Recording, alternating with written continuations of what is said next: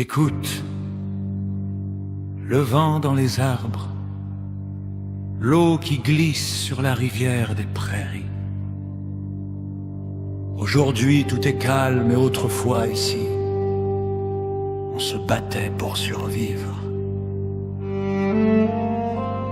Nous sommes à la fin du XVIe siècle, la Nouvelle-France est fragile. Quelques maisons, des champs et autour une immense forêt. Les colons français vivent au rythme des saisons, ils cultivent, échangent, espèrent, mais la paix est incertaine. Car ces terres sont aussi celles des nations autochtones et les tensions grandissent. La rivière des prairies devient un enjeu, un passage stratégique, une route de commerce, un territoire à défendre. Et dans l'ombre des bois, les raids commencent. Rapides, silencieux, imprévisibles. À la coulée groue, quelque chose se prépare.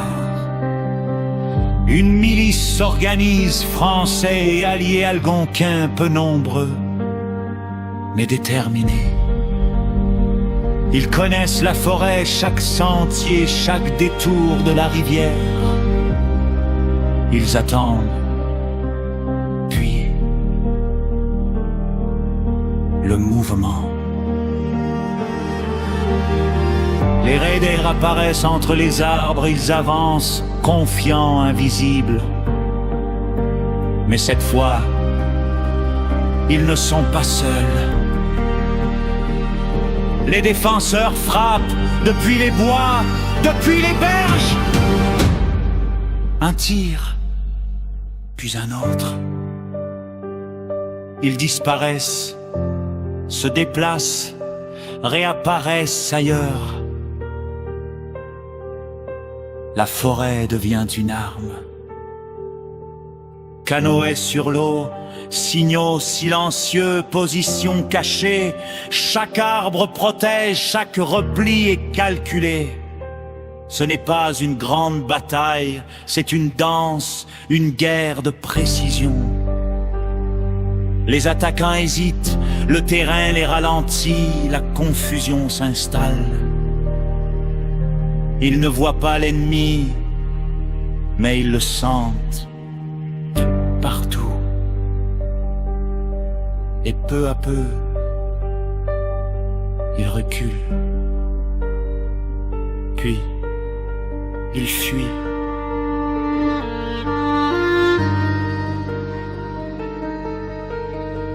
Le silence revient.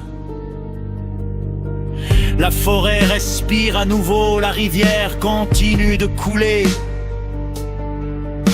La coulée groue reste aux mains de ceux qui l'ont défendue.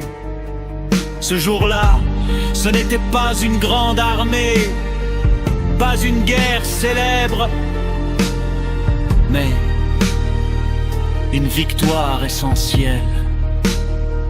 Une preuve que la connaissance du territoire et l'unité peuvent changer le cours de l'histoire.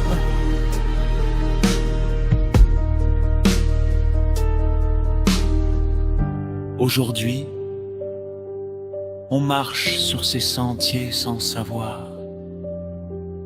Les arbres ont repoussé, les traces ont disparu. Mais si tu écoutes bien, tu peux encore entendre les pas, les voix, les échos de cette bataille oubliée. La coulée groue n'est pas qu'un lieu, c'est une mémoire, celle d'un moment où une petite communauté a tenu bon. Et où, dans le silence de la forêt, l'histoire s'est écrite